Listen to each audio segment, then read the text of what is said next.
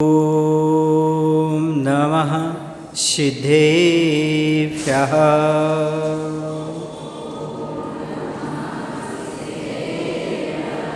ॐ नमः सिद्धेभ्यः।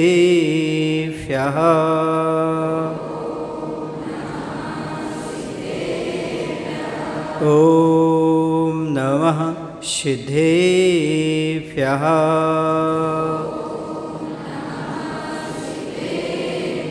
विद्या के धनी विद्या सागर, तुमको नमन हमारा है। कुंद कुंद और पूज्य पाद सा जीवन तुमने पाया है।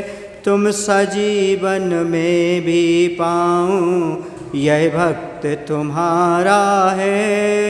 सुन लो मेरे विद्या सागर, तुमको आज पुकारा है, तुमको आज पुकारा है।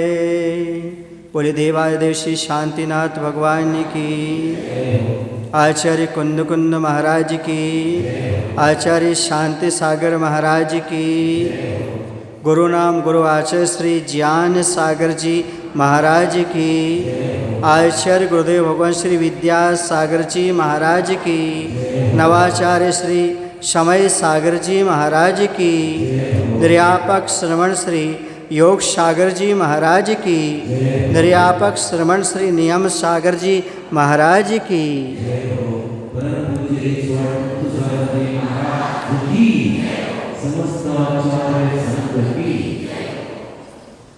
वह दिन कुछ अलग होते थे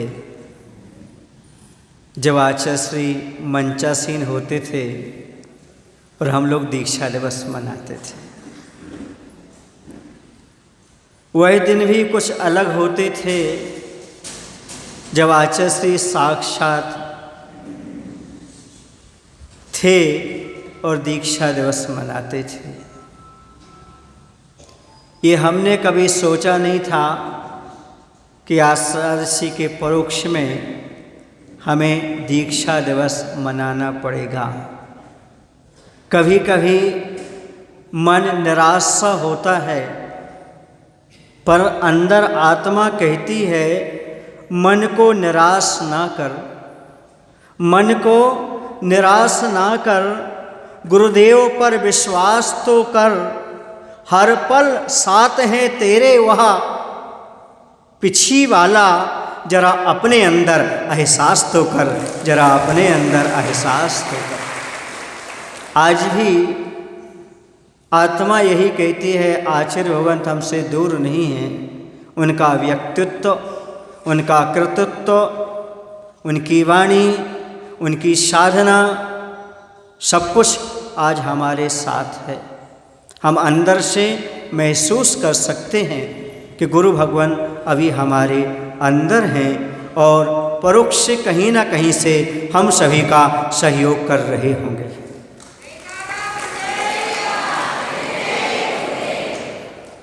सब लोग आचार्य भगवंत का जन्मदिन मना रहे हैं आज, क्योंकि विद्यासागर जी का जन्म तो आज ही हुआ था। किनका जन्म? लेकिन हम लोग ऐसी धरा पर मना रहे हैं जहाँ पर विद्याधर का जन्म हुआ था, सर लगा के रहा हूँ। और दूसरा जन्म, पहला जन्म कर्नाटक की भूमि सदलगा गांव में,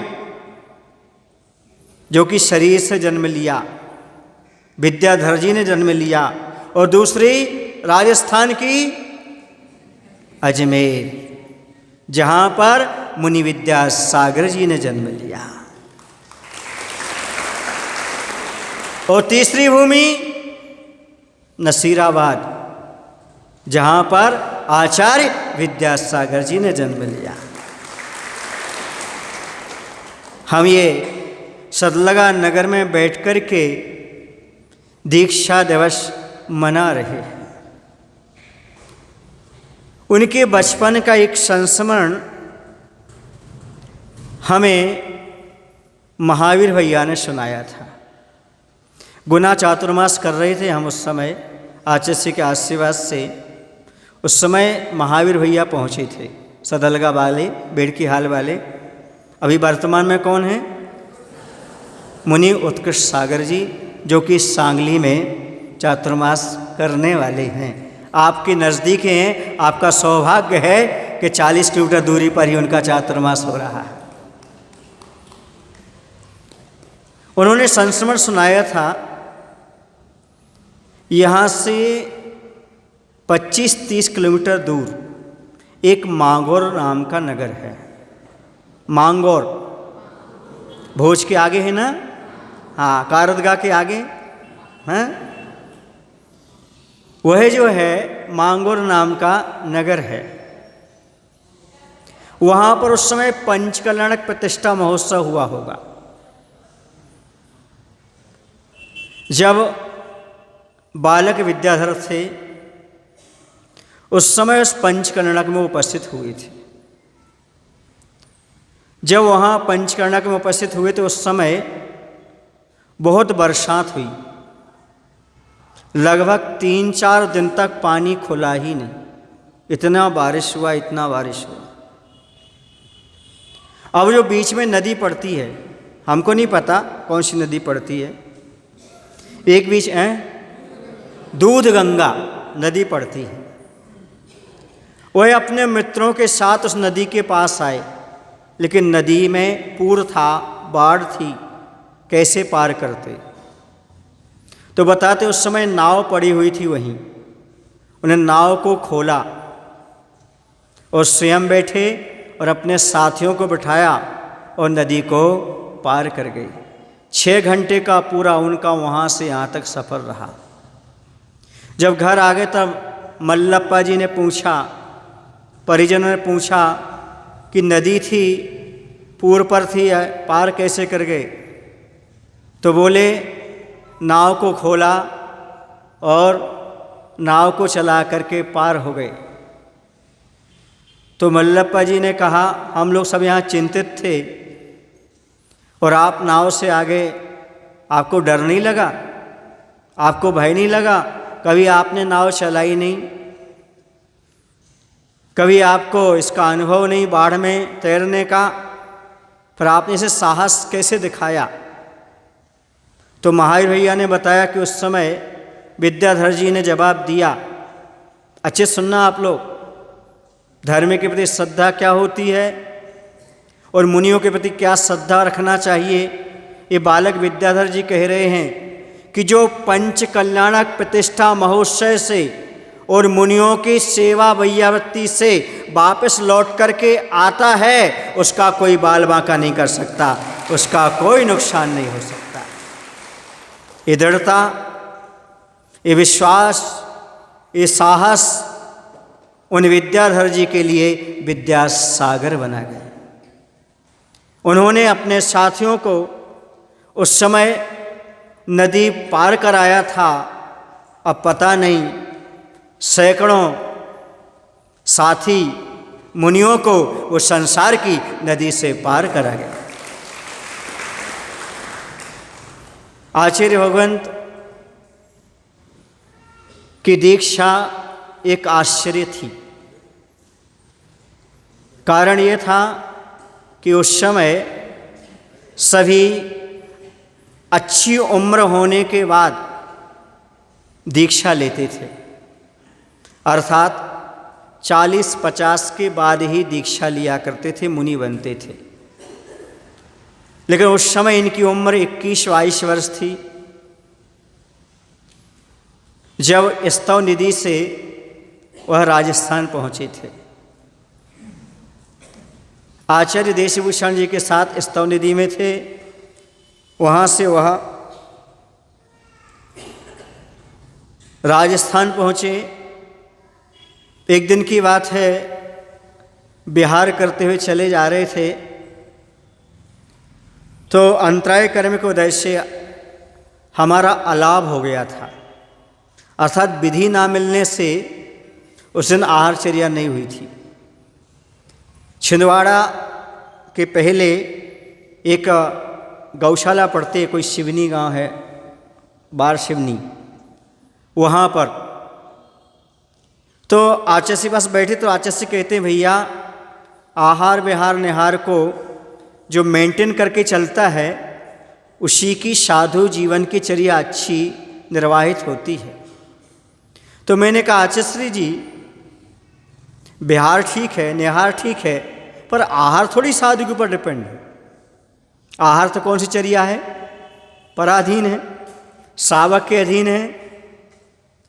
तो आचार्य बोलते हाँ क्या करें, साधु की चर्या, आहार चर्या पराधीन तो है ही।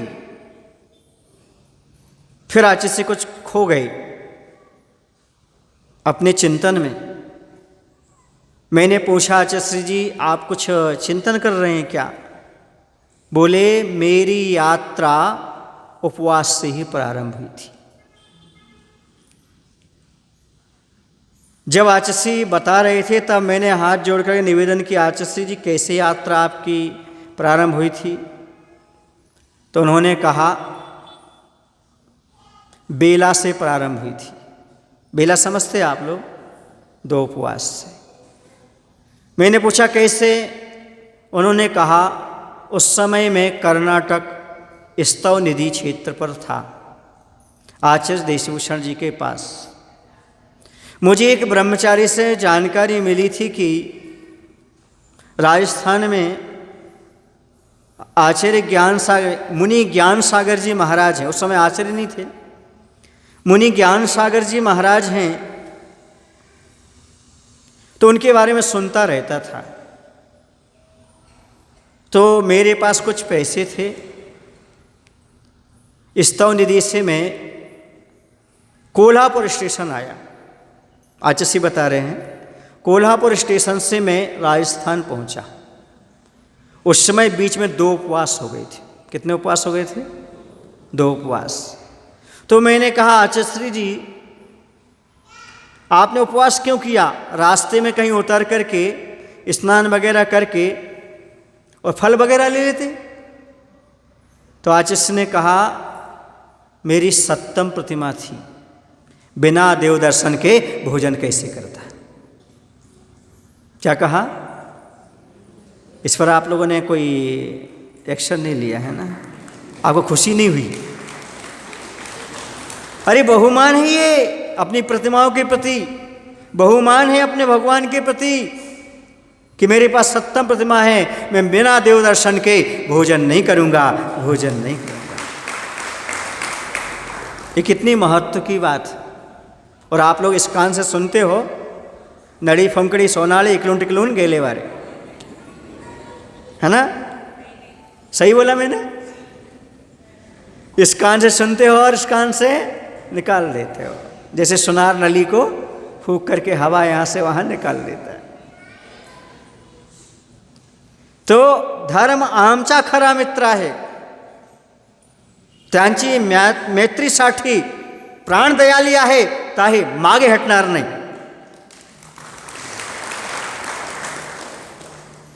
ये आचार्य का सिद्धांत था।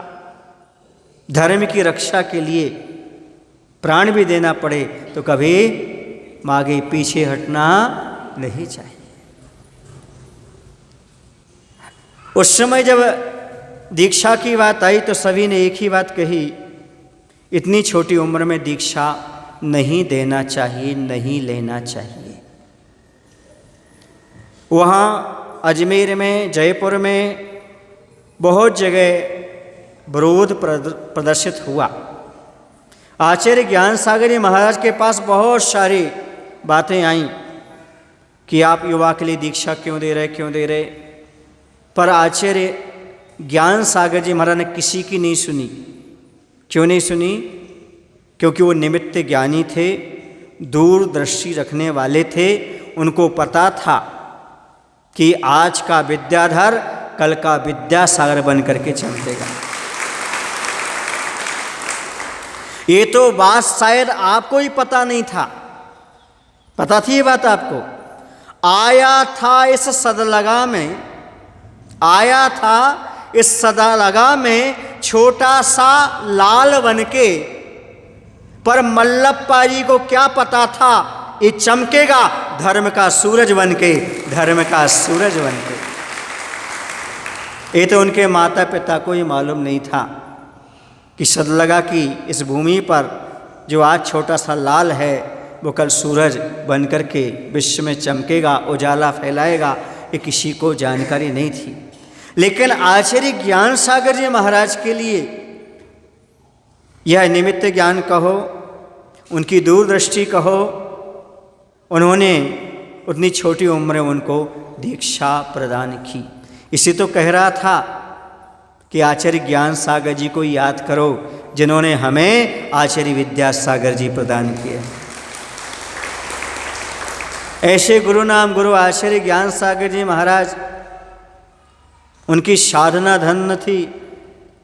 उन्होंने ब्रह्मचारी अवस्था में ही 28 ग्रंथ लिखे थे, 4 महाकाव्य लिखे थे आचार्य ज्ञान सागर जी महाराज ने। और अद्भुत था उनका पूरा का पूरा जीवन, और वही पूरा का पूरा जीवन आचार्य विद्यासागर जी में उतर करके आया। उन्होंने भी ज्ञान साधना अटूट की। उन्होंने ऐसा मूकमाटी ग्रंथ लिखा जिसमें 4 अनुयोग समाहित हो गए और जिस पर आज सैकड़ों PhD हो रही हैं और विद्यार्थी इसका पढ़ रहे हैं। कॉलेज में भी, MP में बहुत जगह उसका सिलेबस भी आ चुका है जो कि विद्यार्थियों को पढ़ाया जा रहा है। आप सोचो, विचार करो, आपको तो पता होगा आचार्य ने कौन सी क्लास तक पढ़ाई की है? 9वीं क्लास तक। कौन सी क्लास तक? अब आप सोचो, आज के विद्यार्थियों को बताओ, जो आपके पुत्र पुत्रियां पढ़ाई में लगे हुए हैं, उन्हें मंदिर से मतलब नहीं, उन्हें मुनियों से मतलब नहीं, उन्हें प्रवचन से मतलब नहीं। उन्हें समझाओ कि बच्चों, बुद्धि मात्र पढ़ाई से नहीं आती। जितना तुम धर्म करोगे, चारित्र का पालन करोगे, उतनी तुम्हारी बुद्धि प्रखर होगी। 9वीं पास भी मूकमाटी महाग्रंथ लिख सकते। ये शब्द लगा के संत ने बता दिया कि मात्र कॉलेज जाने से कुछ नहीं होता, कुछ पुण्य भी कमाओ अपने जीवन में। पुरुषार्थ सब करते हैं, लेकिन पुण्य के बिना जीवन में सफलता प्राप्त नहीं होती। चारित्र्य की निर्मलता प्राप्त करो। चारित्र्य की निर्मलता से ही उत्कृष्ट क्षयोत्सम बढ़ता है, स्मरण शक्ति बढ़ती है, मेमोरी पावर आता है। ये सब संतों के चारित्र्य से, धर्म के प्रति श्रद्धा से, पुण्य से ये हमें अपने आप ज्ञात हो जाता है। आज आवश्यकता है पुण्य की ओर बढ़ने की, धर्म की ओर बढ़ने की। शदलगा में युवकों की कमी नहीं है, बस युवकों को दिशा निर्देश देने वाले की कमी है। मैं तो परिजनों की कमी मानता हूँ, जो स्वयं तो आते हैं पर बच्चों को साथ नहीं लाते, जो अपने बच्चों को साथ नहीं लाते, वो बैरी हैं या शत्रु हैं। क्यों? क्योंकि स्वयं तो धर्म कर रहे हैं, लेकिन बच्चों से कह रहे बच्चों पढ़ो, सो, दुकान चलाओ, खेत पर जाओ। ये आप उनके साथ गलत कर रहे हैं। यदि आप सही हितैषी हैं, सही माता पिता हैं, तो आपका कर्तव्य होता है बच्चों को प्रवचन में, बैयावृत्ति में और मंदिर पूजन में भेजना चाहिए, ताकि उनके जीवन का निर्माण हो सके। जैसे इस भूमि से पवित्र आत्माएं निकली हुई हैं, 1 नहीं, 2 नहीं, 3 नहीं, 4 नहीं, 5 नहीं,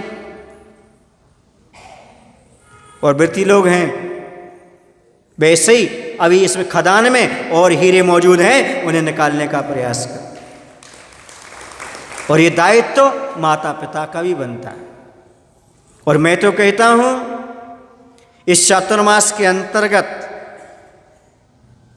ये पहला चातुर्मास है आचार्य की समाधि के उपरांत, इसलिए सारे देश में आचार्य के चरण और प्रतिमा स्थापित हो, उससे पहले आपकी सदलगा नगर में हो जाना चाहिए, ताकि सब लोग चरण वंदना करके अपने आप को सल्लागा की भूमि में धन्य मान सकें। यहाँ जन्म हुआ और यहाँ उनके हम चरण स्पर्श कर रहे। कल्याण तीर्थ के साथ साथ ये भी आपके लिए कर्तव्य है, करना है। दूसरी बात मैं ये कहना चाहता हूँ, आचार्य भगवंत के जीवन से लेकर के मैंने 7 वर्ष तक बहुत नज़दीक रह कर के आचार्य की चर्या को देखा है। आचार्य हमेशा कर्तव्य की बात करते थे, कर्तृत्व की बात नहीं करते थे। मैंने कर्तव्य समझ करके काम कर दिया। हमारी दीक्षा हुई नेमावर में 1999 में। हम 23 भव्यात्माएँ थे जिनको आचार्य ने दीक्षित किया। उसमें ऋषभ सागर जी, अभिनंदन सागर जी, सपास सागर जी आपके यहाँ होकर के गए हैं। वो हमारे साथी ही रहे। उस समय दीक्षा होने के उपरांत 1-2 दिन बाद शाम को छत पर बैठे हुए थे नेमावर पर, और आचार्य से नमोस्तु किया। आचार्य ने कहा, क्यों कुंथु कैसा लग रहा है? आचार्य प्रेम से पूरा नाम नहीं बोलते, कुंथु, प्रसाद ऐसा नाम बोलते हैं, सागर नहीं लगाते। समझ गए ना? जैसे आप लोग अपने बच्चों का नाम बोलते हैं ना, ऐसे आचार्य भगवंत ऐसे नाम बोलते थे। बोले, कुंथु कैसा लग रहा है? हमने कहा, बड़ा आनंद आ रहा है। हमने कहा, अच्छा कि आचार्य जी ने, आपने हमें इलक छुल्लक नहीं बनाया, सीधा मुनि बनाया। क्या बनाया? सीधा मुनि बनाया, ताकि लंगोट धोने का चक्कर भी छूट गया, कपड़ा छूटा, सारा लफड़ा छूट गया। कोई विकल्प नहीं रखा, ब्रह्मचारी अवस्था सीधा मुनि बनाया। तो आचार्य जी देखो, उस समय लोग कहते ना, आचार्य ने ऐसा नहीं किया, आचार्य ने वैसा नहीं किया, आचार्य को ऐसा करना था। तो आचार्य ने क्या शब्द बोले उस समय हमसे? सुनो कुंतु सागर जी, मैंने तो अपना कर्तव्य का पालन किया है। मैंने कुछ नहीं किया, ना मैंने दीक्षा दी है ना कुछ किया, मैंने मात्र कर्तव्य का पालन किया है। इतना बड़ा उपकार करने के बाद कर्तृत्व नहीं, अधिकार नहीं, मैंने मात्र क्या किया है? कर्तव्य का पालन किया है। हमने कहा, नहीं आचार्य जी, आप ना होते तो आज हम इस अवस्था में नहीं होते, हमारे पास दिगंबर मुद्रा नहीं होती। तो आचार्य ने कहा, ऐसी बात नहीं है, बहुत सारे लोग हैं यहाँ पर, सबको मैंने दिगंबर मुनि क्यों नहीं बना दिया? तुम्ही को क्यों बनाया? तो उन्हें पुरुषार्थ किया, हमने कर्तव्य किया, तुम्हारी दीक्षा हो गई। कितने अछूते थे वो, किसी प्रकार का मोह नहीं, किसी प्रकार का कर्तापन नहीं। और अभी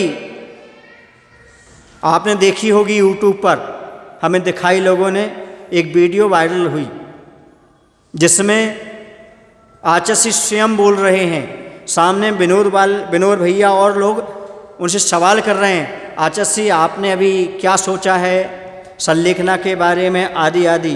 तो आचार्य ने कहा, मुझे जो कुछ करना था मैंने कुंडलपुर में बुला के सब कुछ कर दिया है, अब मैं कर्तापन से दूर हूँ, मैं मात्र कर्तव्य दृष्टि से हूँ। संग मुझे अपना माने, पर मैं अब किसी को अपना नहीं मानता।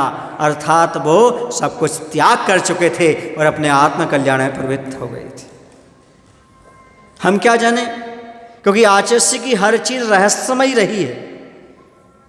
शाम का पता नहीं पड़ता था, सुबह का पता नहीं पड़ता, सब रहस्यमय रहता था।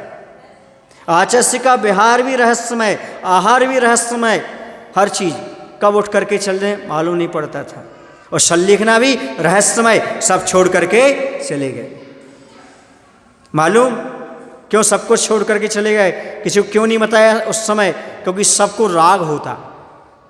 और आचार्य उस समय जब संलेखना में होते, सब वहाँ पर जाते और रोना रोते, सब रागवश रोते और कहते हमें दर्शन, हमें दर्शन। तो आचार्य की साधना में समाधि विघ्न उपस्थित होता, इसलिए आचार्य ने कुछ नहीं बताया और अपना आत्म कल्याण कर लिया। जब हमारी दीक्षा हुई 1999, जब पहला चातुर्मास होना था, गोमटगिरी इंदौर में। उस समय आचार्य जी ने, अब 2 दिन बाद ही चतुर्दशी है नेमावर में, मतलब कलश स्थापन की चतुर्दशी, और कलश भी आ गए, सब कुछ होना है, स्थापना की तैयारियां हो गई। और मूलाचार्य की क्लास पढ़ाने के बाद आचार्य शांति से बैठे, मैं उनके पास गया तो आचार्य जी बोलते हैं, आज कौन सी तिथि हो गई? क्या बोलते हैं? तो हमने कहा आचार्य 12 होगी। अच्छा, इंदौर यहाँ से कितनी दूर है? हमने कहा लगभग 130-135 किलोमीटर होगा। अच्छा, इतनी बात की, हम बाहर आ गए। फिर हमने सबसे कहा बिहार हो सकता है, बिहार हो सकता है, तो किसी ने विश्वास नहीं किया कि बिहार हो सकता है। अब 2 दिन तो बचे, सब तैयारियां हो गई, और हम शुद्धि के लिए नदी किनारे चले गए, उस तरफ आगे बढ़ गए। जब वहाँ से लौट करके हम आए तो आचार्य यहाँ से बिहार करते हुए मिले। अनियत बिहारी ये कहलाता है, उठाई पीछे कमंडल और बिहार कर, और बोले चलो कुंथू चलो। हमने कहा कहाँ? बिहार। वहीं कोई हम सम्मिलित हो गए और साथ में चल दिया। आचार्य के प्रत्येक चर्या अनियत रही। उन्होंने कोई भी चीज़ बताने का सामने भाव नहीं रखा। पहले केसुंज जो होता था मंच पर होता था। कहाँ होता था? उन्होंने स्वयं मंच पर केसुंज किया है दीक्षा के पहले। लेकिन आचार्य का कहना था ये हमारे मूल गुण हैं, सबको बताने की आवश्यकता नहीं है। और उन्होंने केसुंज कमरे में ही करना प्रारंभ किया। तब से सभी संघ कमरे में ही केसुंज करता है, मंच पर अब कोई केसुंज नहीं करता। ये मूल गुण है। कई बार दिखाते दिखाते अहंकार भी आ सकता है। देखो मैं ऐसी साधना कर रहा हूँ, मैं ऐसे बाल खींचता हूँ, तो इसमें कहीं कहीं मान कसाई भी झलक सकती है। इसलिए आचार्य ने एक अलग प्रकार की पद्धति को अपनाया। आचार्य कभी भी जादू टोना में नहीं पड़े, तंत्र मंत्र में नहीं पड़े। आचार्य कभी पीछे से आशीर्वाद देने का चक्कर भी नहीं रखा। जिसको आशीर्वाद, दूर से आशीर्वाद। ये पिछी परिमार्जन के लिए है, किसी के सिर पर रखने के लिए नहीं है। किसके लिए है? ये संयम का उपकरण है। मात्र जीवों की रक्षा हो ऐसे भाव से इस पिच्छिका को ग्रहण किया जाता है। ये आचार्य भगवंत के अंतरंग के भाव जो मैंने आप लोगों के सामने रखे। अब मैं गुरु महाराज के बारे में 4 पंक्तियां कहूँगा कि गुरु प्रभु हैं, गुरु प्रभु हैं, गुरु ग्रंथ भी हैं। गुरु प्रभु हैं, गुरु ग्रंथ भी हैं, गुरु आदि हैं और अंत भी हैं। गुरु आदि हैं और अंत भी हैं। गुरु का गुणगान किन शब्दों में करूं बंधुओं? गुरु का गुणगान किन शब्द में कहूं बंधुओं? गुरु संत भी हैं और मेरे भगवंत भी हैं। गुरु संत भी हैं और मेरे भगवंत भी हैं। गुरु भगवान से कम नहीं होते। जब स्वाध्याय चलता है तो पद्मनंदी पंचविंशति का ग्रंथ में लिखा हुआ है कि आज वर्तमान में साक्षात अनंत भगवान नहीं है,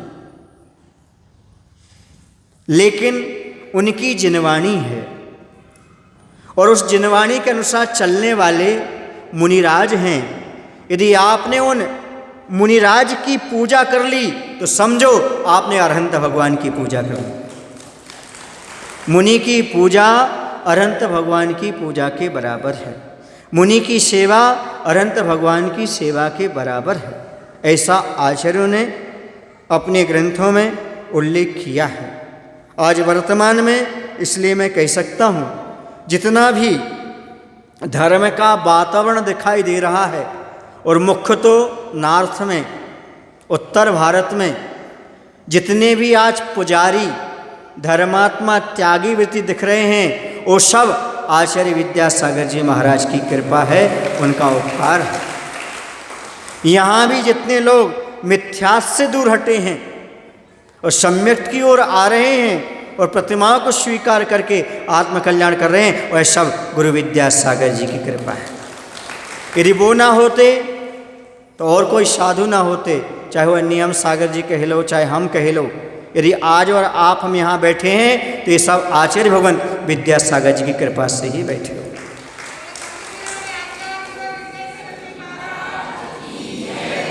ये गुणगान का और उपकार का समय है, प्रवचन का समय नहीं है।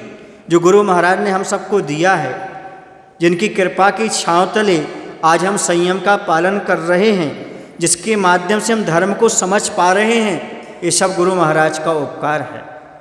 ये समझ करके चलो, अमावस की अंधेरी रात में किसी को एक दिया मिल जाए तो कैसा होगा? उसे तो सब कुछ प्राप्त हो गया। ऐसी अमावस की रात में हमें दिया नहीं मिला, बल्कि आचार्य विद्यासागर जैसे सूर्य मिल गए, जिनके माध्यम से आज हम सभी लोग धर्म के मर्म को समझ पा रहे हैं। सम्यक दर्शन क्या है, सच्चा मार्ग क्या है, मिथ्या मार्ग क्या है, अज्ञानता मूर्खता क्या है, ये सारी चीज़ें हम आज जान पा रहे हैं तो गुरु महाराज की कृपा से जान रहे हैं। आप लोग भावना बनाए हुए हैं कि हमारे नगर में स्थापना होना चाहिए। कितने लोगों की भावना है कि चातुर्मास की स्थापना होना चाहिए? सबकी भावना है। पक्का होगी चातुर्मास की स्थापना?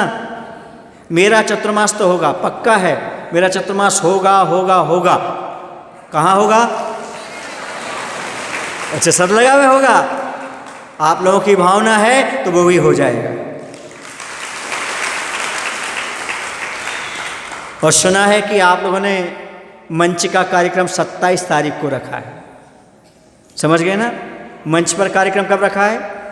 हमारी मत पूछना, हमारी तो हो जाएगी, क्योंकि हम आचार्य विद्यासागर शिष्य हैं। आपको मालूम नहीं पड़ेगी हमारी चातुर्मास स्थापना कब होगी। जिस दिन उपवास हो जाए तो समन्वय स्थापना हो। समझ गए? आपको मालूम ही नहीं पड़ेगा कि महाराज ने चातुर्मास की स्थापना कब कर ली। मंच पर आपको जब करना है सो तब कर लेना, क्योंकि हमारे यहाँ चातुर्मास की स्थापना हो जाती, उपवास पूर्वक प्रतिक्रमण पूर्वक हो जाती स्थापना। आपके बीच में नहीं आएंगे, समझ रहे हैं ना? और आप जब मंच पर बुलाएंगे, मंच का कार्यक्रम अपने हिसाब से हो जाएगा। वो कभी भी कर लो, उससे कोई ज़्यादा विशेष घटी बड़ी नहीं होती है। तो मुनि महाराज का तो अपना होता है। अब ये बताओ, आप लोग चातुर्मास करना चाहते हो क्या?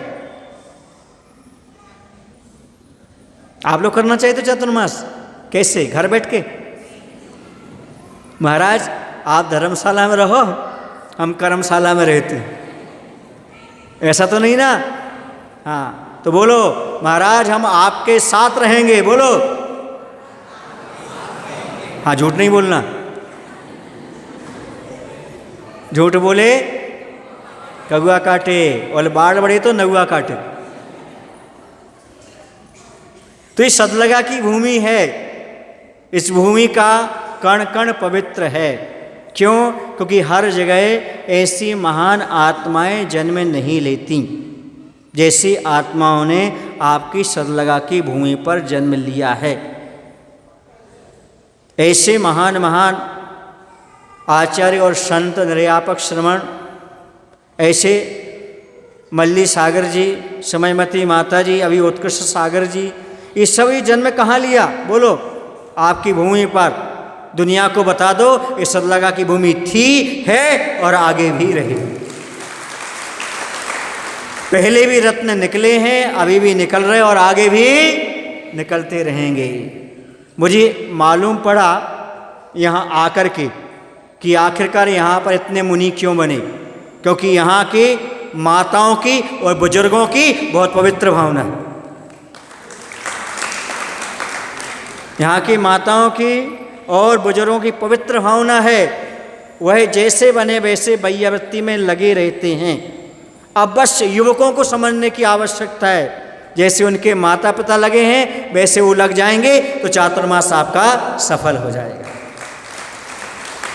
कुछ हमारा भी है, कुछ आपका भी दायित्व है उन युवकों को खींचने का, धर्म मार्ग पर लगाने का। आप हमारे पास भेजिएगा, फिर हम उनको बताएंगे, सुधारेंगे, करेंगे। ये आपका कर्तव्य भी बनता है कि आपको ऐसा करना है। अब आचार्य के बारे में हम बहुत प्रशंसा करते हैं, बहुत तारीफ करते हैं, लेकिन उन लोगों से सुनो जो जैन नहीं है। एमपी में जाकर के उन लोगों से सुनो जो जैन नहीं है और मुख्य मुख्य पदों पर भी विराजमान हैं। उन लोगों ने आचार्य के बारे में क्या क्या कहा। समाधि के समय आपने सुना होगा, विनयाञ्जलि प्रस्तुत करते हुए माननीय प्रधानमंत्री नरेंद्र मोदी ने कहा था, आचार्य भगवंत की समाधि हमारी व्यक्तिगत क्षति है, क्योंकि मैं उनसे पूरी सलाह लेता था, उनसे मार्गदर्शन लेता था। यह है आचार्य भगवंत का व्यक्तित्व, जिससे देश का प्रधानमंत्री, देश का राष्ट्रपति जाकर के सलाह लेता है। जहाँ वहाँ के मुख्यमंत्री जाकर के आचार्य का बिहार कराते हैं। शिवराज सिंह, सुना आपने नाम, मामा के नाम से वो आचार्य के साथ बिहार कराया करते थे। भोपाल की आगवानी उन्होंने बिहार और भी कई बार कराया। ऐसा आचार्य का व्यक्तित्व रहा। सारे राजनेता, सारे के सारे धर्म नेता आचार्य भगवंत के चरणों में आए। धन्य ऐसे व्यक्तित्व जिन्होंने सदलगा में जन्म लिया, और सदलगा की भूमि भी पवित्र है। सारे देश में आज जहाँ जहाँ जैन धर्म का नाम आता है, वहाँ वहाँ आचार्य विद्यासागर का नाम आता है, और जहाँ जहाँ आचार्य विद्यासागर का नाम आता है, वहाँ वहाँ जैन धर्म का नाम आता है। ये है आचार्य भगवंत का व्यक्तित्व। आपको लग रहा होगा यहाँ पर बच्चे नहीं हैं, मुझे कहना पड़ रहा है आप लोगों से। एमपी में यदि आचार्य का दीक्षा दिवस मनाते हैं तो वहाँ स्कूल में बच्चों को छुट्टी कर देते, जैन बच्चों को। क्या कर देते हैं? जैन बच्चों की छुट्टी। एक समाज की एप्लीकेशन पहुँचती है कि आज हमारे आचार्य भगवंत का दीक्षा दिवस है, तो वहाँ पर जैन बच्चों को छुट्टी कर दी जाती है। अब अगली बार से ऐसे ही करना, आप एप्लीकेशन भेजना और बच्चों की छुट्टी दिला करके यहाँ पर दीक्षा दिवस मनाना। और चातुर्मास स्थापना में एप्लीकेशन भेज देना कि जैन बच्चों के लिए। और 3-4 स्कूल तो जैन भी है कि नहीं है? उनको तो छुट्टी करना चाहिए ना। आज के दिन, स्थापना के दिन उनको छुट्टी करना चाहिए। सारे टीचर और सब स्टूडेंट की छुट्टी है, क्योंकि आज चातुर्मास स्थापना है। ये मुख्य अवसरों पर आप लोगों के लिए अपनी तरफ से पहल करना चाहिए। देखो, कैलेंडर में मात्र एक छुट्टी है आपके लिए। कौन सी छुट्टी है बताओ? कैलेंडर, पूरे कैलेंडर में एक साल में जैनियों को एक छुट्टी मिलती है। कौन सी? महावीर जयंती की, वो भी आधी नहीं मिलती। क्यों? क्योंकि पूरे लोग आते नहीं, ऑफिस में काम करते रहते हैं। ये गलती आपकी रहती है। आपको जागृत होने की आवश्यकता है, आपको सजग होने की आवश्यकता है कि हमारे जीवन में हमें कैसा करना चाहिए। दूसरा मैं आपको संस्मरण सुना रहा हूँ। उस समय उमा भारती जी मुख्यमंत्री पद पर आई थी और वो आचार्य के दर्शन करने के लिए आए। जब पहली बार जब दर्शन करने आए तब आचार्य प्रतिक्रमण पर बैठ गए थे। जब आचार्य अपने आवश्यक पर रहते हैं, मंत्री संतरी कोई भी आ जाएं, आचार्य नज़र उठा करके उनकी तरफ नहीं देखते। वो लगभग 1 घंटे तक बैठे रहे। कौन? मुख्यमंत्री उमा भारती जी। लेकिन आचार्य ने नज़र उठा करके नहीं देखा, वो चले गए। फिर दूसरी बार जब वो दर्शन करने के लिए आए तो मंच पर उन्होंने एक ही बात कही आचार्य के मंच पर कि आज इतना ज़्यादा पाप दुनिया में फैल गया है, अत्याचार, अनाचार, भ्रष्टाचार फैल गया है कि पता नहीं ये दुनिया, ये पृथ्वी कब जमीन में समा गई होती। लेकिन आचार्य विद्यासागर जैसे संत आज जीवित हैं, इस धरा पर विचरण कर रहे हैं, इसलिए धरा टिकी हुई है। ये आचार्य भगवंत का व्यक्तित्व, उनके व्यक्तित्व में महान बड़े बड़े व्यक्तित्व का भी इस प्रकार से प्रशंसा के शब्द, ऐसे उनके विचार सुनकर लगता है हमारा मन गदगद हो जाता है, गौरवान्वित होते हैं और समाज के लिए गौरव की बात है। और सबसे बड़ी गौरव की बात सतलगा समाज के लिए है। हमें लगता है आप लोगों का अनुभव का समय हो गया है, इतना ही पर्याप्त समझता हूँ। पर दीक्षा दिवस पर आप इतना ही नहीं, कुछ अपने जीवन में संकल्प लेकर के अवश्य जाएं, ताकि आपको याद रहे कि आज दीक्षा दिवस पर हमने कुछ संकल्प किया था, संयम लिया था, ताकि आपका जीवन उज्जवल निर्मल बने। बोले महावीर भगवान की, आचार्य गुरुदेव भगवान श्री विद्यासागर जी महाराज जी की जय। सभी को एक सूचना है, देखिए